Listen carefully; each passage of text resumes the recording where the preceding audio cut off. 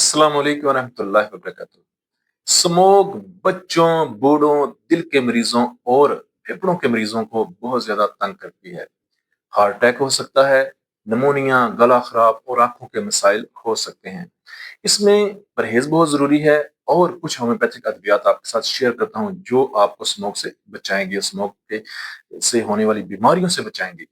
परहेज में आपने क्या करना है? सबसे पहले तो आपने मास्क का इस्तेमाल करना है। जब भी आप बाहर निकले तो मास्क जरूर पहने। दूसरा, आप सब्ज चाय का इस्तेमाल करें और सब्ज चाय में थोड़ी सी अदरक और आप शहद का इस्तेमाल करें। 1 चम्मच शहद डाल लें, थोड़ी सी अदरक डाल लें, वो कावा बनाएं, सब्ज चाय बनाएं और वो आप इस्तेमाल करें। इंशाल्लाह इम्यूनिटी बूस्ट होगी और आप स्मोक के असरात से महफूज रहेंगे।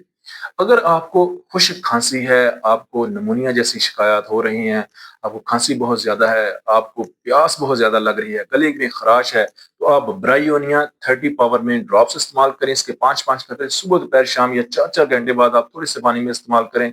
इंशाल्लाह गले के मसाइल जो हैं वो आपके हल हो जाएंगे, फेफड़ों के मसाइल आपके हल हो जाएंगे। अगर आपकी आंखों पे असर हुआ है, आपकी आंखों में खराश है, तो आपने यूफ्रेजिया 30 जो है ड्रॉप आपने इस्तेमाल करें हैं। यूफ्रेजिया आई ड्रॉप भी मिलते हैं, वो आंखों में डालने के लिए होते हैं।